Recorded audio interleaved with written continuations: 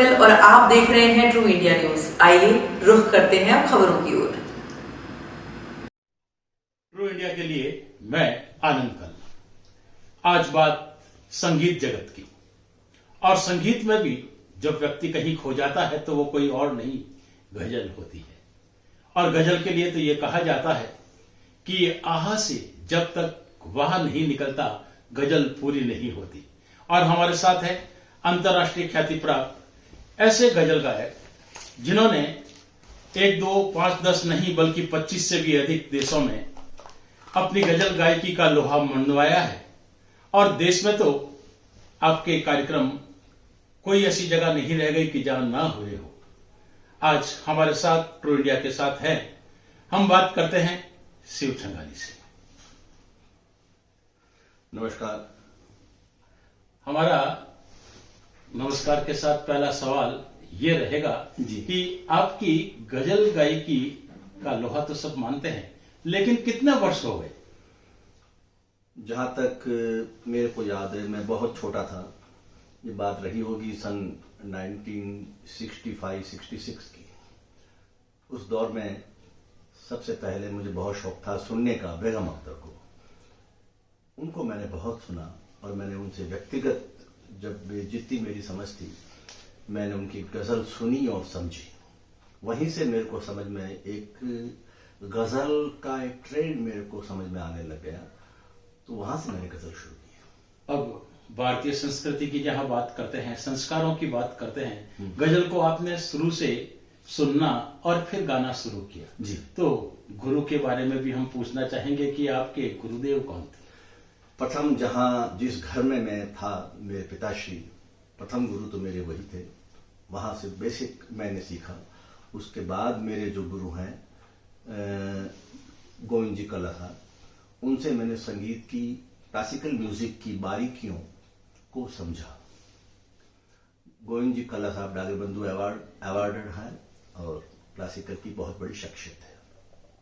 वहां से मैंने क्लासिकल सीखा। चूंकि गजल गाना जब तक संभव नहीं है तब तक आप रागदारी न समझें, आप किस राग में जा रहे हैं और उसकी संप्रकृतिक रागें और कौन कौन सी है, उनकी झलक दिखाने की क्षमता आप में है, तभी आप गजल को निभा पाएंगे।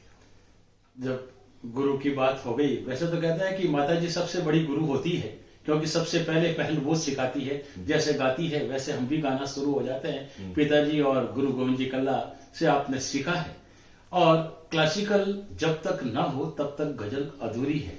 हम बातें भी कुछ ऐसी ही करेंगे कि जिसके अंदर जब से गजल को लोगों ने सुनना शुरू किया, समझना शुरू किया, और पुरानी गजलों का जो रूप देखने को मिलता है, जहां सहगल साहब की बात आती तो वो भी गजल गायकी के बेताज बादशाह थे। तो हम पुरानी गजलें और आज की गजलें और आगे क्या गजलें हो सकती है, इसके बारे में खास तौर से आपसे चर्चा करना चाहेंगे। गजल का कोई भी दौर रहा हो, चाहे बहुत पुराना और आज भी है और कल भी रहेगा, इसमें सब में डोमिनेंसी रागदारी की रहेगी।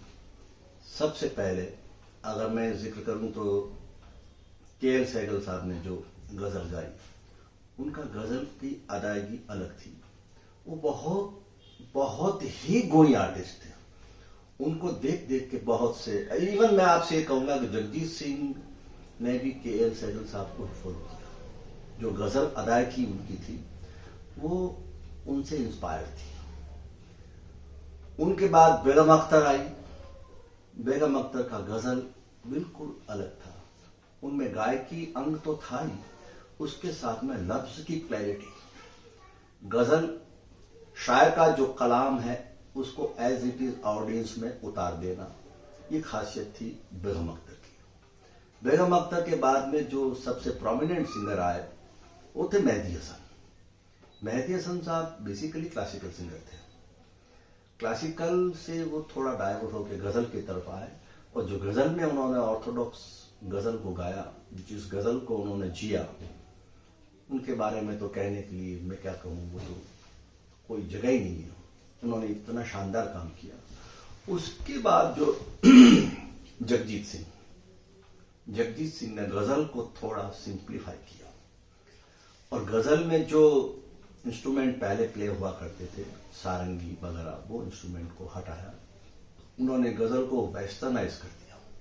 वेस्टर्नाइज में आप कोई भी उनका लाइव प्रोग्राम देखेंगे तो उनके साथ में लीड गिटार है, बेस गिटार है, वायलिन है, परकशन है, इसके साथ में उन्होंने, और जो गजल उन्होंने उठाई उसकी जो लिरिक्स थी वो बहुत क्लिष्ट नहीं थी। पहले की स्टाइल दूसरी थी, जैसे इब्ने मरियम हुआ करे कोई, मेरे दिल की दवा करे कोई। जगजीत इस तरह की गजल को पसंद न करके, तुम इतना जो मुस्कुरा रहे हो, क्या गम है जिसको छुपा रहे हो, बात बड़ी सिंपल थी। कंपोजर जगजीत सिंह साहब एट पार कंपोजर थे, तो उन्होंने गजल को नया आयाम दिया। उनके जाने के बाद में हरिहरन साहब आए, वही बात है, उन्होंने भी राग रंग को जिंदा किया। हरिहरन के बाद में आज की तारीख में अरिजीत सिंह गा रहे हैं, ये क्रोमेटिक स्केल पे पूरे स्वर यूज कर लेते हैं, ये राग रंग को मेंटेन नहीं करते। सॉरी टू से, वो किसी भी रंग में, किसी भी क्रोमेटिक स्केल में जाने का शौक रखते हैं, और हालांकि उनकी सारे कंपोजिशन हिट हुए हैं, तो आज का ट्रेंड ये है। एक और बात हम करते हैं कि आप राजस्थान से हैं, जोधपुर से हैं जी, और यहाँ का संगीत, यहाँ का फोक म्यूजिक भी जब फिल्मी जगत में जाता है, गजल जगत में जाता है और छा जाता है, मालूम नहीं पड़ता। इसके बारे में क्या कहेंगे? बिल्कुल, ये आप सही कह रहे हैं। जो हमारा फोक है उसमें काफी गीत ऐसे हैं जो हमारे यहाँ ब्याह शादियों में गाए जाते रहे हैं, आज भी गाए जाते हैं। उनका भी इस्तेमाल अनिल विश्वास साहब ने सबसे पहले किया था, और एक गजल जो सिग्नेचर गजल थी, एक मेमोरेबल गजल बनी थी, गम दिए मुस्तकिल कितना नाजुक है दिल, ये न जाना हाय हाय ये जालिम जवाना, मगर जो वो धुन थी वो हमारी थी। मेरी माँ, मेरी नानी, मेरी बुआ को मैंने सुना है बहुत पहले उस लोकगीत को, शादी के गीत को गाते हुए। अगर आप ध्यान से देखें तो वो कुछ भी नहीं है, वो उससे बिल्कुल एज इट इज रेप्लिका है।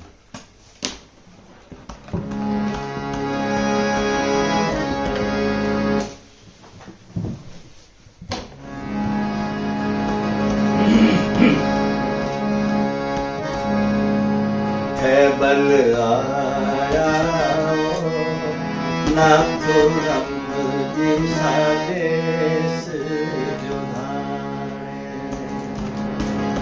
है, बल आया ना तो रंग दिशा देश जो धारे। अब गजल आप थोड़ा ध्यान से सुने। गम दिए मुस्तकिल कितना नाजुक है दिल, ये न जाना हाय हाय जालिम जमाना, दे उठे दाग लो उनसे है माहेनो के सुनाना, हाय हाय जालिम जमाना, हाय हाय ये जालिम जमाना। वाह, क्या बात! तो रोंगटे खड़े हो जाते हैं जब इस तरह से आप गाते हैं। ये ऐसा है कि संगीत कहीं से भी हो, फोक से कई बार म्यूजिक डिराइव हुआ, हजारों कंपोजिशन मुझे ध्यान में है जो कि बनाए गए हमारे यहां से है। चाहे वो मेहदी हसन साहब की भी मैं बात करूं तो उनकी पूरी गायकी को आप ध्यान से सुनना, उसमें मांड की खुशबू आती है। क्योंकि मेहदी हसन साहब राजस्थान से ही बिलोंग करते हैं, तो आएगी। बिल्कुल। हमारा जो म्यूजिक है उसकी खुशबू आएगी।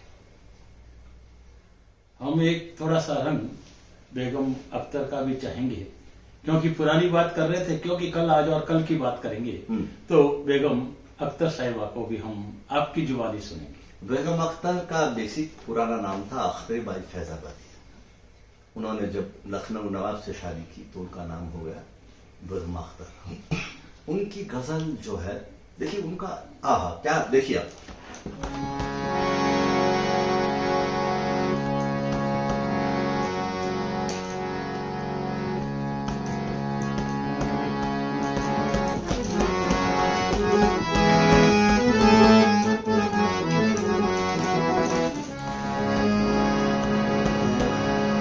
शकील बदायूं साहब का कलाम है। ऐ मुहब्बत तेरे अंदाज में रोना, ऐ मुहब्बत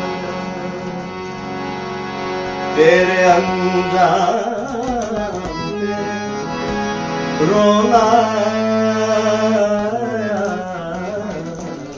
है मोहब्बत। उनकी जो गजल की अदायगी है वो इस तरह से देख रहे हैं। यूं तो हर शाम उम्मीदों में गुजर जाती थी, तो हर शाम उम्मीदों में गुजर जाती थी। आज कुछ बात है, आज कुछ बात है कि शाम पे रोना,